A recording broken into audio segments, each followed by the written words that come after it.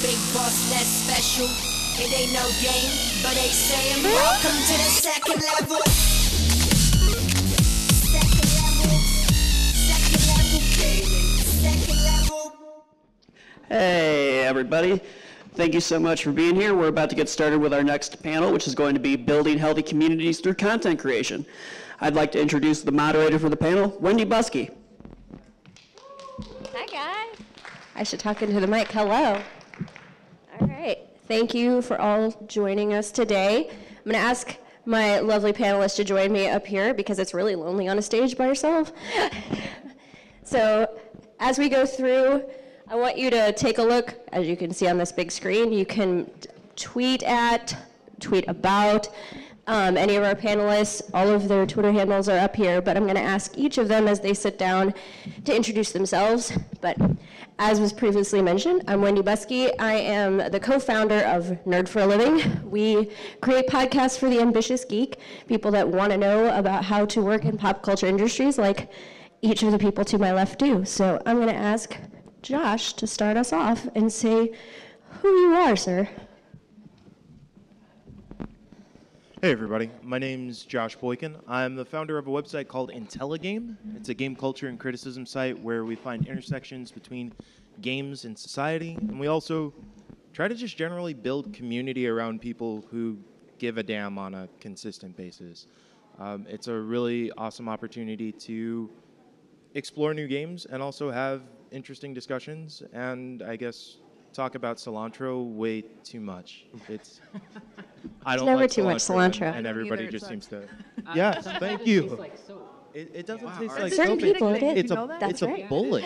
I don't think I belong here anymore. It does taste like soap. I like cilantro. I agree. Oh, that's it. Yeah. My name is Ezilii. I'm a full-time content creator between Twitch and YouTube, and I'm a Twitch partner and kind of almost a YouTube partner. I'm Logan Pickell. I am the founder and president of Blue Esports, a community-based esports organization centered here in St. Louis, but we go across the entire country. My name is Foxe. I am a Twitch partner and the community manager of the St. Louis Community Meetup powered by Twitch. Awesome. Well, to kind of give you all a start for the topic of building healthy communities through content creation, I want to know how each of you started creating content. What inspired you to get going with it, and what was the process that you went through to start? You want to start with you down there, Foxe? Sure. I actually got into content creation 4 years ago. We got an Xbox One, found the Twitch app. I was a new mom. I had like a 4-month-old baby, and I did not have a social life. So that's really the main reason why I started Twitch. It was really attractive because you sort of like it's kind of like playing games with the community, yeah. But really I just wanted to socialize with people the same age as me, people who had the same interests as me as well. I got into content creation years and years ago, back when Halo 2 was a thing. Esports. So there's YouTube videos out there from 2005 that are just garbage and horrible and ugly looking. But that's kind of where I started and have grown from there with other esports content creators. 2 years ago, I decided I wanted to make a positive community because the world needs a lot more positivity than the negativity that we got going on. I agree with that. I started writing about games in 2009 and was doing what I just consider sort of general game journalism. And I decided that I wanted to start making sure that I could introduce commentaries about social justice, about race, about other issues that were important to me into my writing. And I wanted to make sure that there was a platform where I felt like I could stably do that. So I started my own site. That's awesome. So whenever we're talking about communities, I want to kind of give a little bit of a breakdown of what we mean by that based on what each of you do.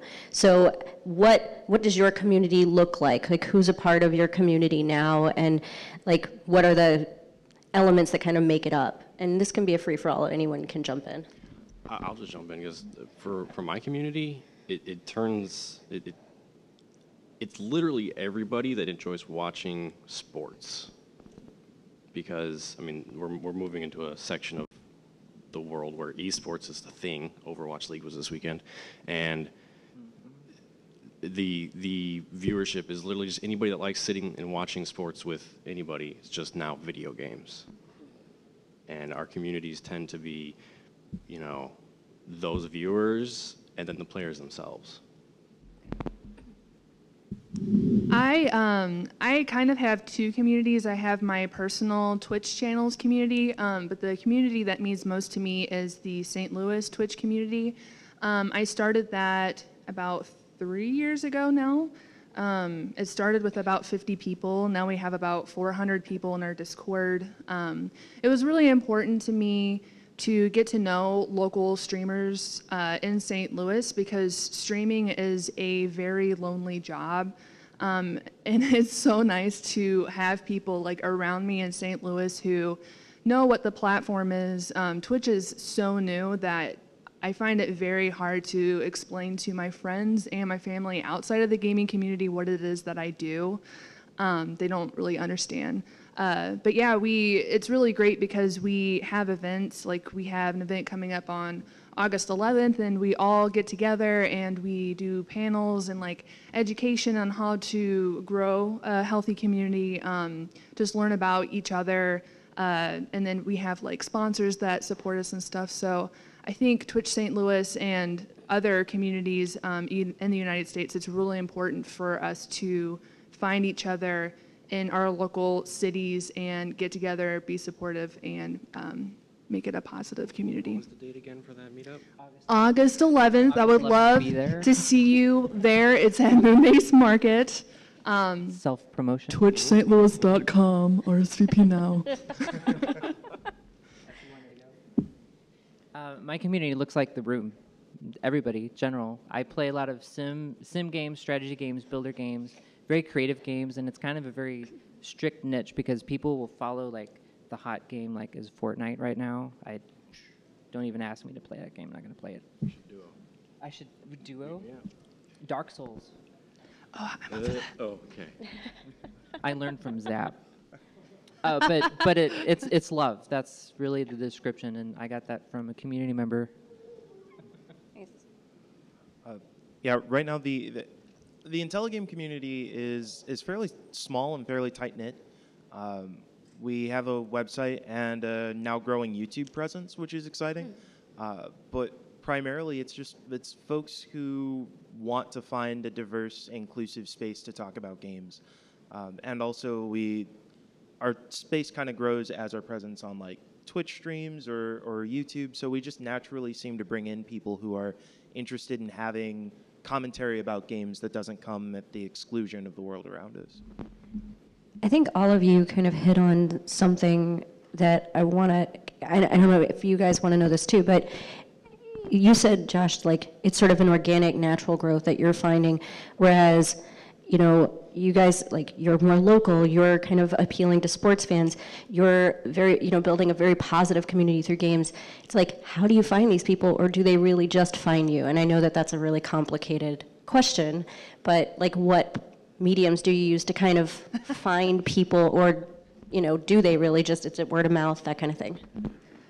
I guess I'm sort of a special case because I started the Twitch St. Louis meetup not knowing what I was doing or how to find people, and really I just took advantage of social media and I just reached out to anybody I could find in St. Louis, and really it just happened word of mouth, and people started coming to events and were showing their support and telling people how positive and supportive our community was, and more people wanted to get involved that way.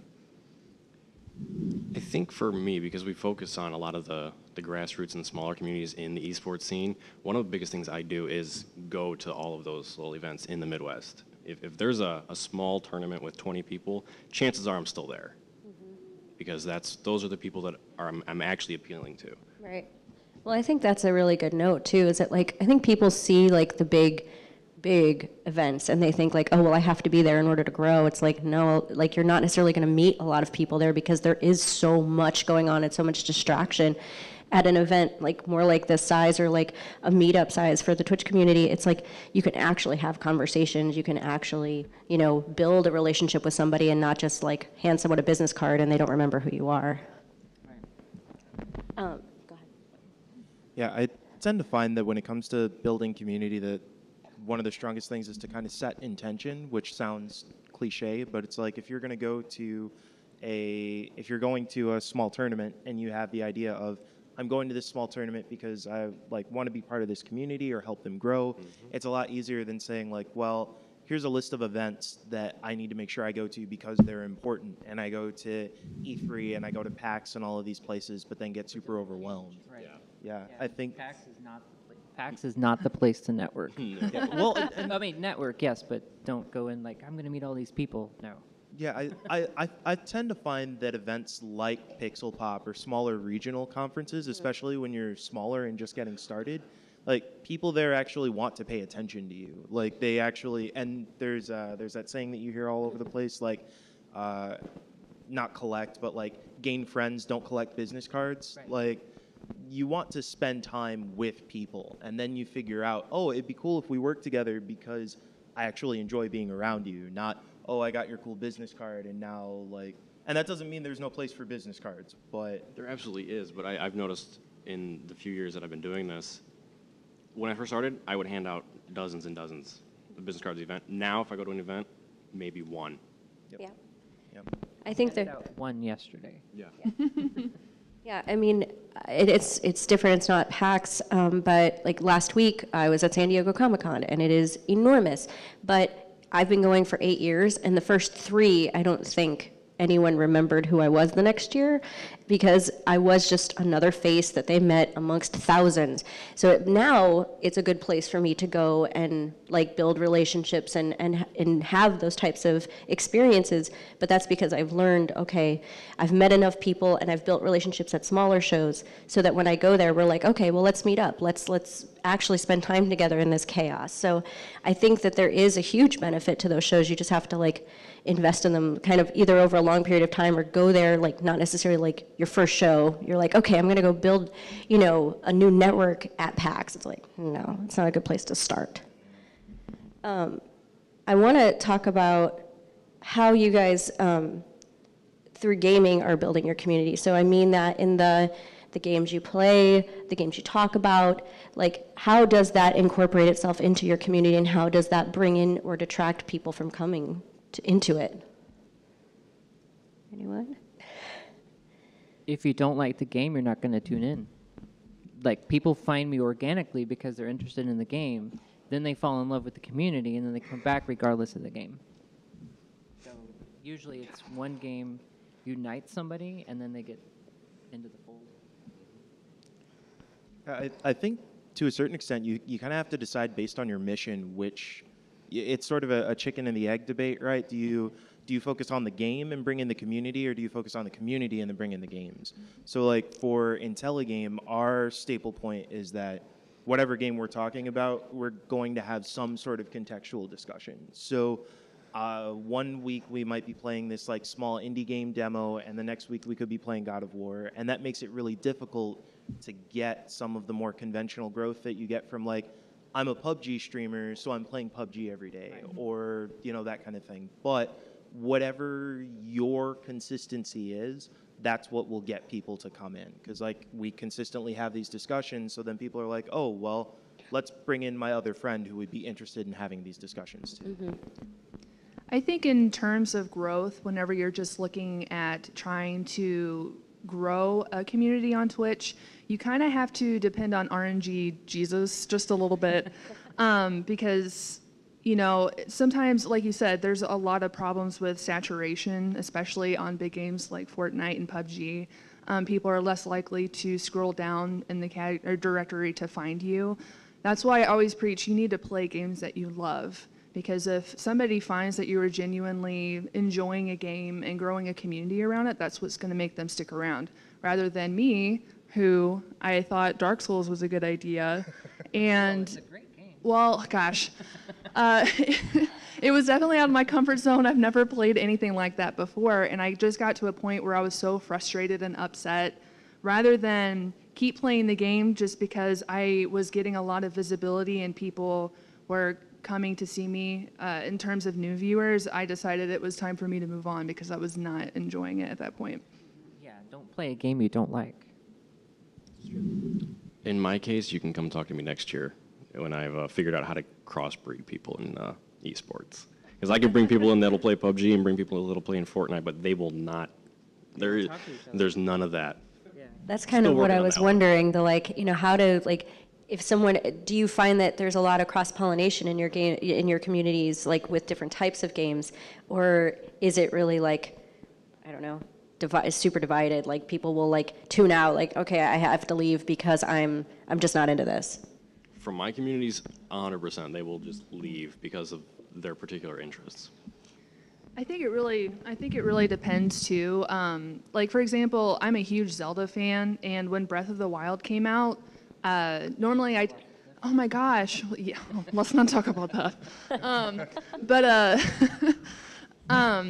A lot of my viewers, they know that I'm a huge Zelda fan, and unfortunately, I lost almost my whole viewership when Breath of the Wild came out because they wanted to play it themselves. Right. They did not want to. Unfortunately, I know that they would love to have experienced that game with me, but they wanted to experience it for themselves. So, for me, I'm a variety caster. I cannot play just one game. And in that perspective, I get tons of different people from different types of communities because I like having being open to being able to play whatever I'm interested in. Mm-hmm. You know, what's interesting now is Twitch has analytics on what games your viewers watch. Until recently, you had to go off-site to get that data, and you see, oh, these people watch City Skylines and PUBG. What? That's interesting. But they don't watch PUBG. They will. Yeah. How much, since each of you are kind of the face of your community, how much do you feel like that has an impact on bringing new people in or keeping them invested? Because I feel like there's a certain level of personality that goes along with it, obviously. So it's how do you kind of cultivate that or just build those relationships yourself to kind of keep people involved, if that makes sense? I'll jump in on it. Go for it. I'm going to be super vain with this one. I think it goes for these two as well, at least, because we are the figurehead. We're the one out there the most interacting in light of our community. People come in for us to start. And I hate being vain, but that's exactly. They find you based on a Yeah. game. They're like, oh, there's especially if you're playing a new game, there's people that don't like to watch thousands of people in a channel, a stream with 1,000 viewers. Then there's people that don't want to watch somebody who's got 50. They feel more comfortable at the 30 or below, so they'll scroll and find them. You might find a new person that way, but they found me from a game, and then they stayed. Or they came in from a raid, and they stayed, and they never went back. But did they stay because of you? Yes, yeah. They stay because of the personality. I'm going to speak from the Twitch St. Louis perspective. I think for me, it was really just putting myself out there and gaining credibility by having our first event. People, I guess no one knew who I was in St. Louis, but whenever I decided that I wanted to put this community together, it was very, it was scary because I had no idea what I was doing. So it meant a lot to me that people believed in what I did and decided to become a part of the community. But I think it has made me a lot more articulate. I've gained a lot of credibility by putting on these events, and I think it's important that you send out a positive, a positive note to your community so that they'll want to come back. And I was going to say something else, but it slipped out of my mind. I don't remember. It might come back to me. I was going to say, it'll come back to you. Yeah, it's actually something that I kind of struggle with. I do very much feel like I'm the face of IntelliGame. Other organizations, groups have started, but I usually feel like I want the focus of those spaces to be the content that's being created as opposed to the person who's creating it. IntelliGame is very much supposed to be a community space, and so though I feel like me being the face of the organization almost feels like I'm doing something wrong, because I want to make sure that the places that I'm most proud of in IntelliGame are the places where I've been able to highlight other people's works, where I've been able to use the space as a platform to actually there's somebody in the audience right now who has a piece that published on IntelliGame that was one of my favorite moments. And so it's this hard struggle between realizing that you're responsible for the visibility and success of the brand, but also trying to figure out where are these places where I can highlight other people's work, where I can give them an opportunity to grow and to maybe come into their own in their content creation or game love experience. So it's kind of a struggle.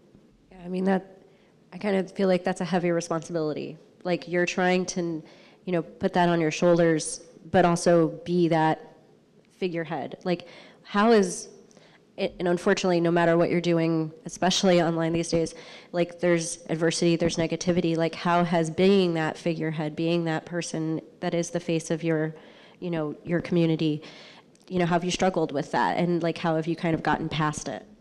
Oh, I find it to be very tough. And that's for a number of reasons I'm sure everybody here can relate to. I love IntelliGame, I love what I do there, but I also need to eat food and live in spaces that are climate controlled and whatnot. And IntelliGame doesn't do that for me full time yet. And so I'm also garbage at social media. I'm so bad at social media. And so it's so these are the places where it's like when you're running as an individual, the places that you are not working out can also have a negative impact on the community. When they don't know when streams are happening, if you miss a newsletter and they're like, well, what happened? What's with the update? But those are also the places where you can figure out, well, this is a good time to bring in a team then. Find some people who are really helpful. I actually, I'm sorry, I don't want to, but Go for it. So on YouTube, we just started doing YouTube video essays. And that's only because one of my patrons sent me, talked to me and was like, hey, I see you do this podcast 3 times a week. Have you thought about turning those into video essays? And I was like, no, because I can't video edit and it'll take too much time. And he says, well, I'll do it. And I was like, well, no, I couldn't have you do that. That's a ton of work. And he said, no, but I want to do it. And it turns out those have been really popular and helped the site grow a lot. And the only reason that happened was because there was a space where somebody was willing to come in and assist. And I'm realizing that a lot of IntelliGame's growth is super dependent on me putting my ego aside and letting other people who want to be involved in this brand take part. I've been doing the same thing recently. I just brought on 3 additional team members because I've been trying to do that exact thing of keeping the workload on myself, but I realize there's too much. Yeah, I divvy up community moderation with moderators in Discord, and they handle stuff. They're like, do you want to do this? I'm like, this is your baby. Yeah. You could do it. And so now we have a question of the day that's always happening. We have some other things. There's also the Vent It channel if you want to just get it out of your chest, just get it off your chest. The rules are simple. You can't hold anything against anybody, and it's free space to just word vomit. And that's helpful. But as far as the face of a community, you have to have your own headspace too. Because if you're concerned about growth and you're like, well, I didn't grow as much this week, then the next thing in your head is well, what did I do wrong? Well, you might not have done anything wrong. It's just people are busy. And so you have to give yourself that headspace. Otherwise, you're just going to be and mope. I think there's a difference between, we're talking about being the head of our own communities. There's definitely a difference between my personal Twitch channel and Twitch St. Louis. Whereas my Twitch channel, I am my brand. I am, the community there is for me. Whereas Twitch St. Louis, because our community is full of other content creators, it's important that we make it about them. That's why, at our meetups, we do networking activities. We, like I said, we do the panels. But what I think is really important is we highlight the great things that the people in our community are doing. And we started doing a award ceremony, and we have been recognizing people in the community who do great things for charity, bake amazing goods like Zap. He won. There's some that don't show up because I'm at the bar. Yeah, she won an award and was not there. So, but yeah, I think. All the time. Yeah, no, we had. Yeah. But yeah, I think Yeah, all of that also depends on like what type of community you have.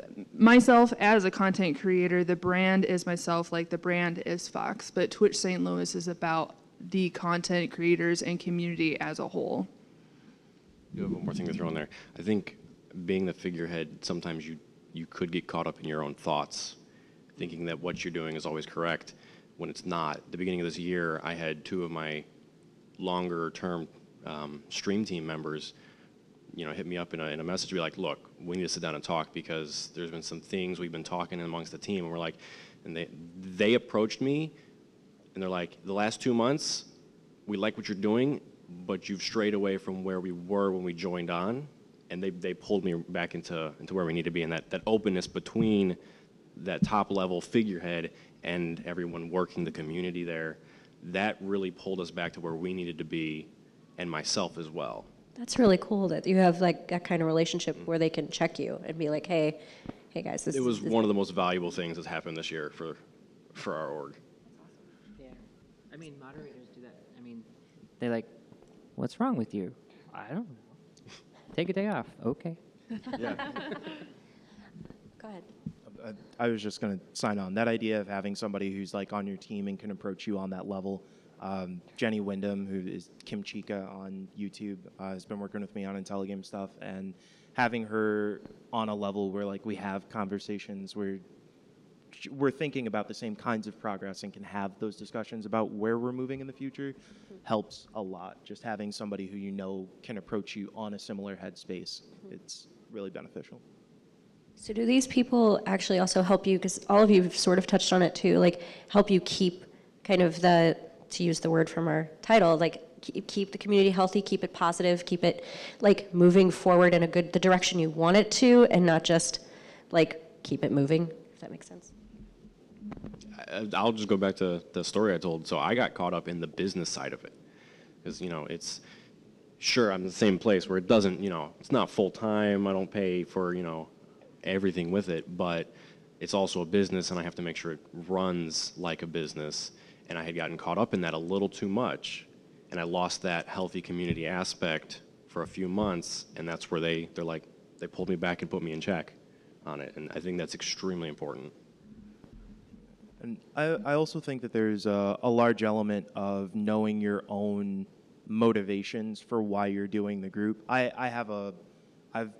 been between a lot of like cities and started a lot of communities, and I've found that it's easy to get distracted from whatever that original point was if you don't have some sort of like grounding marker. I know a lot of friends. A friend of mine just started a nonprofit, Player versus Hunger, like an actual nonprofit to use streaming to like help fight issues of food insecurity, and she's telling me about like the vision board she put together and the roadmap she planned out and all this different stuff, and I was like, wow, no wonder you like actually got this done and are successful, because you have this thing that you can look back at and say, this is my focus, this is the drive, this is what I'm working towards.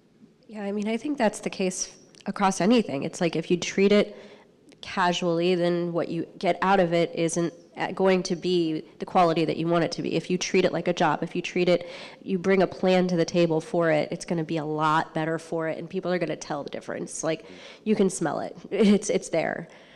What are some of the tools that you guys have used with your community to like improve it? Like, and that can be whether it's social media or whether it's like just anything that you can think of that a best practice that you have kind of followed to improve the overall health of it as you've gone along.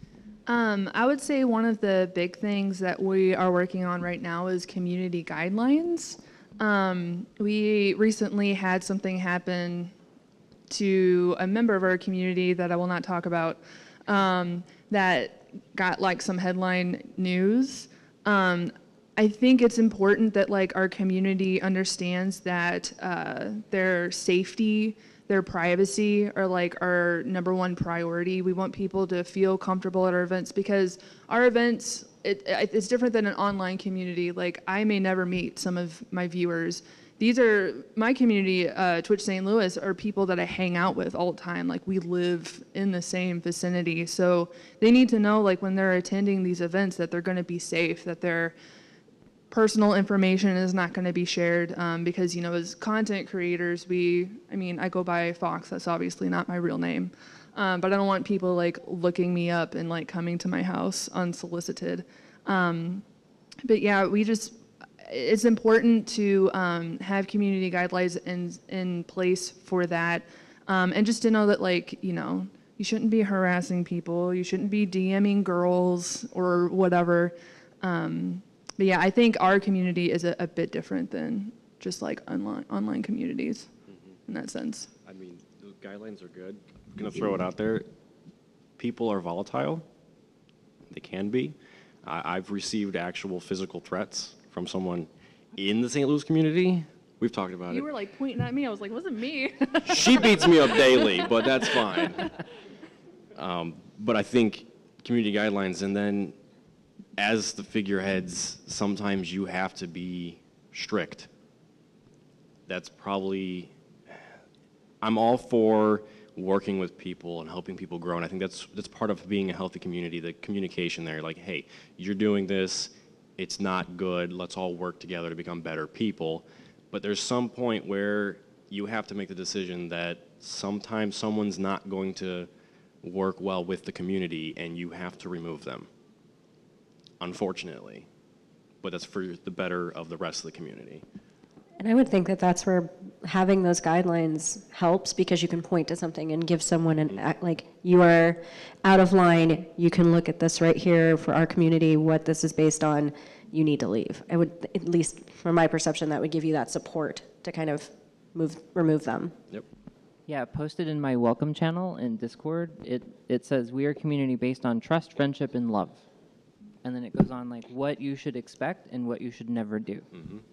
Like, that's the first thing you see before you can see anything else. And you have to read it before you get access to everything else.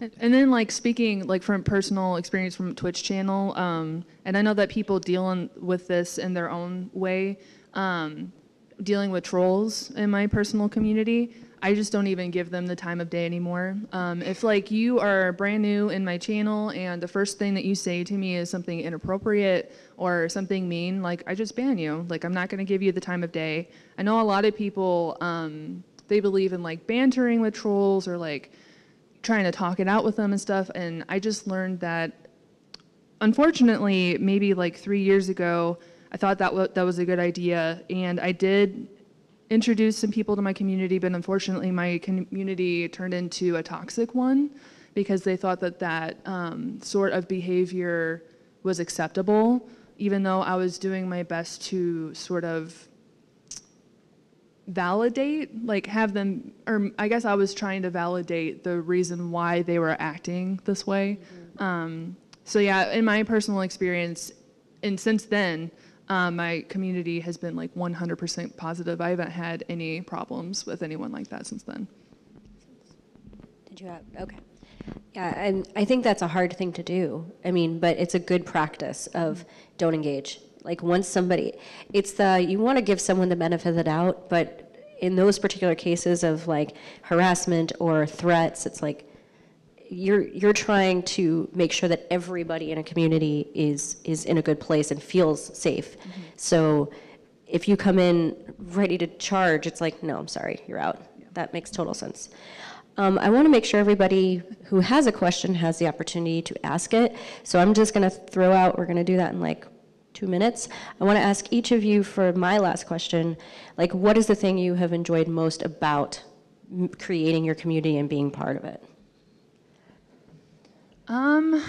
So I was diagnosed with cancer 2 years ago, and We can't beat this now. Okay, sorry. You should have gone last. Okay, And I mean, I started Twitch to have a community to talk to because I was lonely, and I stayed at home with my son. And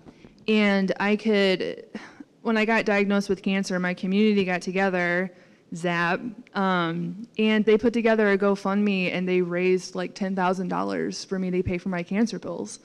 And that's something that, I don't know, I don't really have words for. I could never thank you guys enough for doing that for me, but I was able to pay for all of my cancer bills and just like have a community who would listen to me and listen to like the journey that I was going through, it meant so much to me. And I get really emotional when I talk about it. But that's also why I feel like it's super important for me to give back to the people who did that for me. So charity stuff, cancer stuff is very, very important. But I'm super, super thankful for the people that were there for me during that time. All right, I'll try to follow that up. Positivity in a generally toxic. Hey, no, you said making friends, I thought. No, so sports, esports, there's lots of trash talk, and especially in esports, there's lots of toxicity and all that. So I try to, my benefit from all this was we're a positive force in that scene and industry. Just give people a place to belong, friendship. I mean, I was working part-time, and it was something, oh, well, the community that I used to enjoy changed dramatically from positive to I'm grumpy. Like, I can't stand that. Somebody needs a home now. Let's give them that home. So I think watching people say, I didn't know games could do that, whether they're like playing a narrative game that they didn't understand, that like, hey, there are stories here. Hey, it's not all shooting people. Hey, there are people who want to talk about the world in games. Hey, I didn't know that there were characters who looked like me or identified like me or whatever in games. And then seeing their inspiration in games, that's just been really powerful. That's really cool. All right, I want to see hands. Anyone have questions? All right, you were first. take breaks. Take a week off. With that, I feel like it's super important to have priorities, make lists. I set daily goals. I get overwhelmed very easily, and because I manage Twitch St. Louis and my channel and have other projects and stuff, I try to take the things that I know need to be done that day, make a list, and then I feel so much better once I mark them off. And then that night, I say, what do I need to do tomorrow? Check that stuff off. But also just like knowing your limits, and because if you overexhaust yourself, like being a content creator, it's an awful snowball effect, and your community will notice, and it's important that you are healthy. Trello helps me manage things. Yes. Asana helps me manage things. I have an Asana project for every YouTube series I have, and then all of the stuff that goes in each episode is listed in Asana. So if somebody's like, well, that's a copyright strike. No, I actually have the document here that says I can use this. So, do whatever. That's a really good tip. I'm going to use that.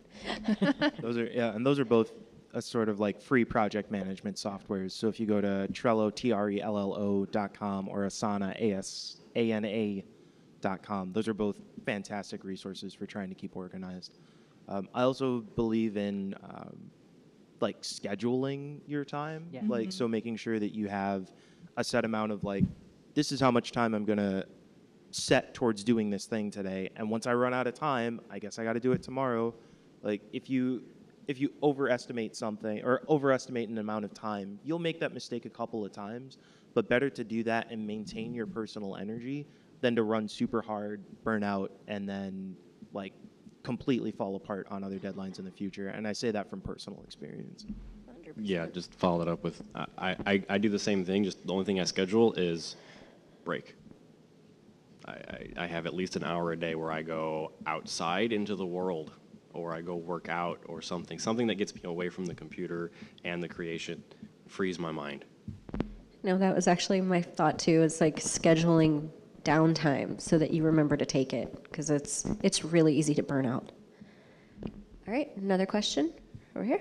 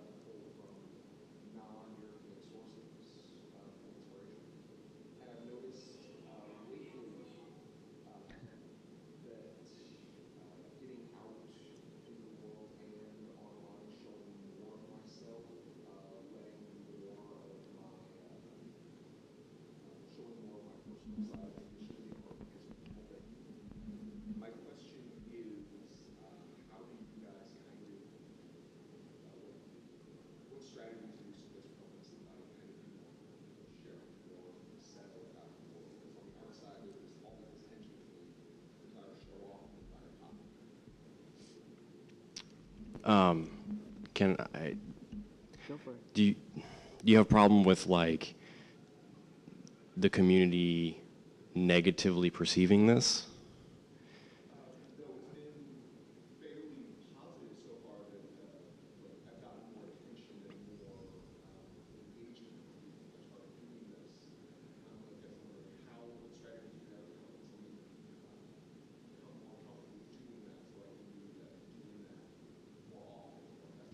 Introvert to extrovert?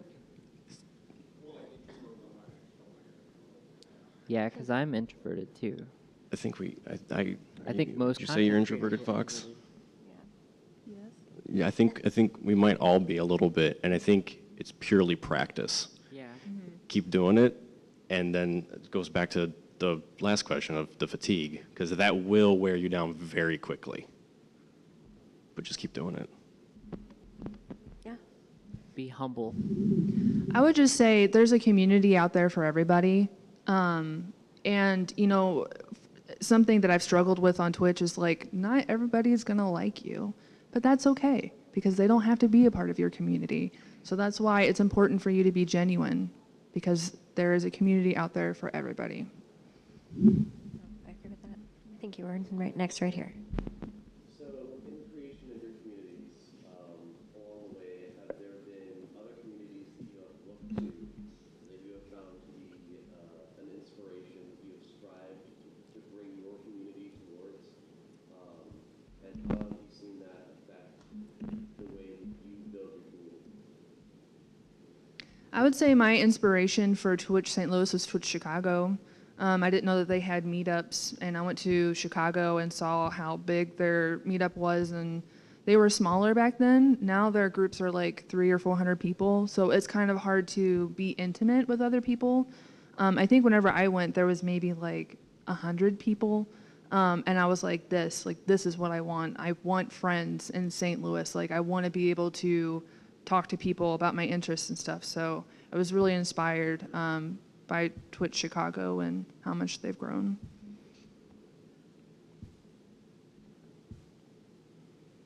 That's Yeah. very meta. No, I think it makes a lot of sense to look to other organizations for inspiration.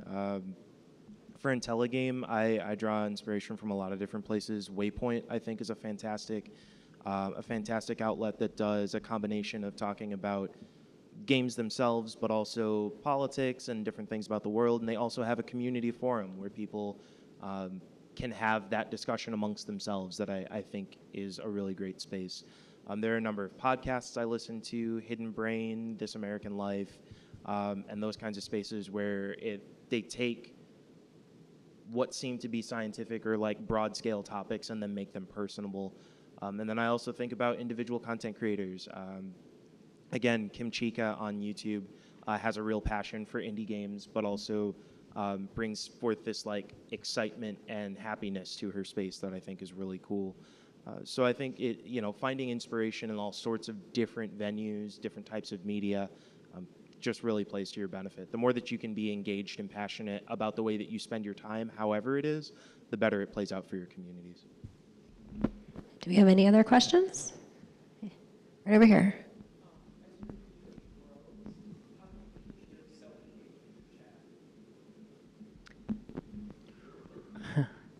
It's on 2 different screens. So no matter where I'm looking, and it's large. I'm talking 27-inch screen, and it's covering the whole screen. There's a new lower latency thing on Twitch, and what's really awesome is people who are new to the channel will come in and be like, you read that before it was on my screen. And that's because I'm taking advantage of a 6-second delay for non-moderators. So I'm reading it before you see what they said. And they're like, whoa, you're in the future. And I'm like, I know. But it's hard. It's hard because there's lulls in chat. Like, you can have this really active chat, and then you just get into a part of the game, people are just like,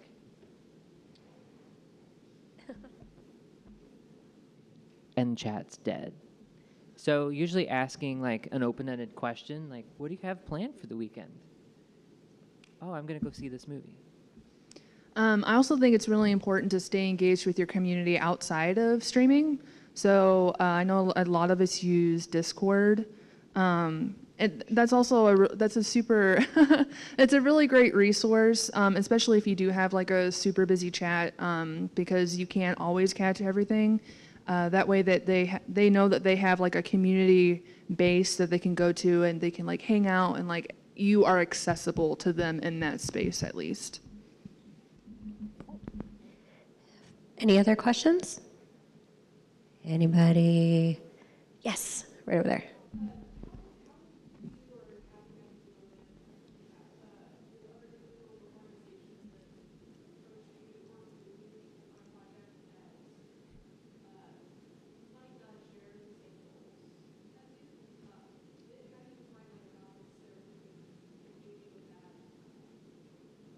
If they don't share the same goals as me, I tell them no. Yeah.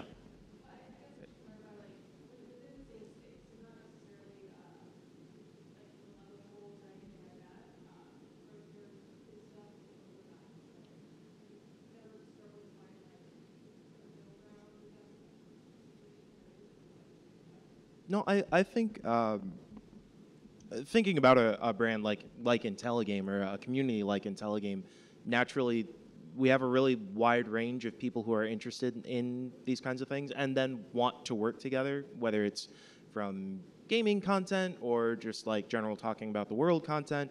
And sometimes you don't have that perfect mesh. For me, I tend to think about the individual person who's reaching out to me and think like, do I want to work with this person? Right. Mm-hmm. Because like maybe the pitch that they're giving you isn't one that you enjoy, but you might enjoy working together if you were doing something else. So it's sort of like a, hey, you know, I think it's awesome that you came up to me about this. I maybe don't have the time for this, or I don't think maybe this is quite in my scope, but is there something else that we could work on together? If you have that overlap, it's useful to put those times together, but it'll come across if you're not particularly interested in the thing that you're trying to do. And I think that also, like, there are places where a hard no is appropriate, but if it seems like it's a good faith actor, have good partnership, it might just be that you should be working on a different project that might serve both of your communities better. Yeah, if they're willing to take feedback, like, well, as he pointed out, this doesn't work, but this might work. Sure, but I've had somebody approach me, I want you to sell my jewelry. No. Yeah, I think it's like important to know the brand that you're working with, what their mission is. I mean, in terms of like sponsorship, as a content creator, know your worth. I think that's really important.